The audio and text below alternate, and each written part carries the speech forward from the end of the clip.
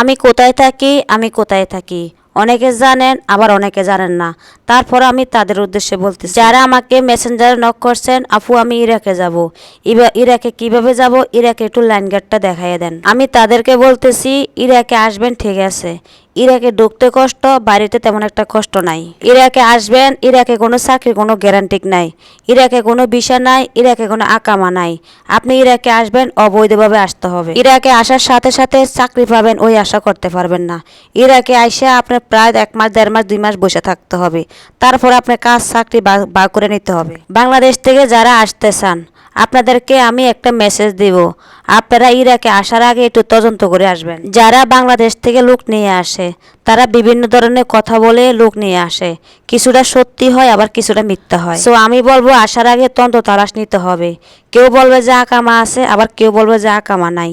সঠিক কথা কোনটা হবে, আকামা নাই এটাই সঠিক কথা। আবার আমাকে অনেকে বলতে পারেন যে আমাদের যে আকামা আছে, আপনাদের যাদের আকামা আছে তারা হচ্ছে মালিকানা, তারা মালিকে বাংলাদেশ থেকে আকামা ভিসা সব কিছু নিয়ে আসে, তাদের আকামা আছে। আবার এরকম মালিক আছে, মালিক ভালো হলে আপনাকে আকামা করে দিব, কিন্তু আকামা করার সুযোগটা থাকতে হবে। যখন আকামা চালু হবে তখন গিয়ে মালিক যদি ভালো হয় তখন আপনাকে আকামা করে দিবে, এছাড়া আপনি কোনো আকামা করতে পারবেন না। ইরাকে একটা মেয়ে আসতে একটা ছেলে আসতে সেম এক সমান টাকা লাগে।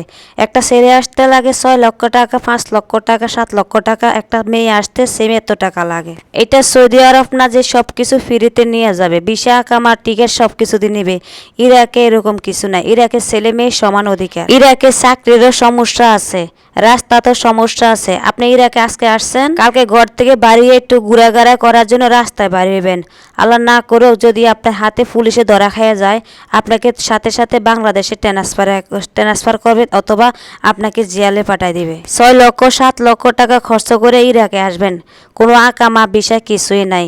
কিন্তু একবার যদি পুলিশের হাতে ধরা খান, তাহলে আপনার ইরাকে থাকতে পারবেন না। এখন বর্তমানে কোনো আকামা বিষয় কিছুই নাই, এখন ইরাকে সব কিছু বন্ধ আছে। কিছুদিন আগে মহরম আসছিল, মহরমের ভিসা চালু হয়েছিল, তখন অ্যাভেলেবেল লোক ইরাকে আসছিল, তখন আকামা ভিসা সব কিছু ছিল। বাংলাদেশ থেকে যারা একবারে নতুন ইরাকে আসতে চান, আমি আপনাদেরকে আবারও মেসেজ করতেছি, কেউ যদি আপনাদেরকে বলে যে আকামা আছে, আকামা করে দিবি, আপনারা একদম এটা বিশ্বাসও করবেন না। মিথ্যা কথা কইয়ে আপনাদেরকে বাংলাদেশ থেকে আনার পর আর আপনাদেরকে আকামা করে দিবে না।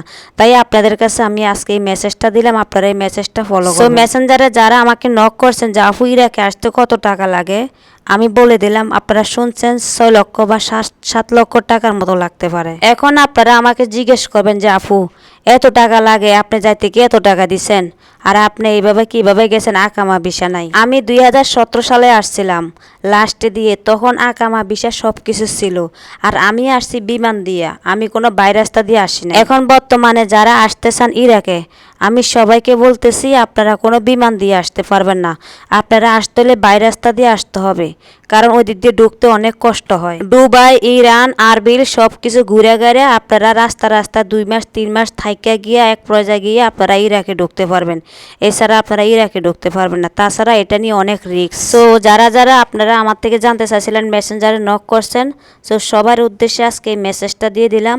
আপনারা পুরোটা ভিডিও না শুনলে আপনারা বুঝতে পারবেন না, তো আপনাদের মন্তব্যটা আমি তুলে ধরলাম। ইরাকে ঢুকতে কষ্ট, বাড়িতে কোনো কষ্ট নাই। এটা কারণ হচ্ছে কি, আমি আরও একবার বলছিলাম যে ইরাকে ঢুকতে কষ্ট হচ্ছে, এখানে খুব সমস্যা, ইরাকে ঢোকা খুব সমস্যা। আর ইরাক থেকে যাওয়ার সময় আপনি আউটপাস নিলে অতি সহজে চলে যেতে পারবেন। এখন আসেন, নতুন অবস্থা আসলে আপনি স্যালারি কত টাকা দিবে। আপনি যদি ভাষা না জানেন তাহলে তো আপনার স্যালারি কম হবে, আর আপনি যদি ভাষা জানেন তাহলে আপনার স্যালারি সবার মতোই হবে। ইরাকে ঢুকতে কষ্ট হোক আর যেটা হোক, কিন্তু ইরাকে বেতনটা কিন্তু মোটামুটি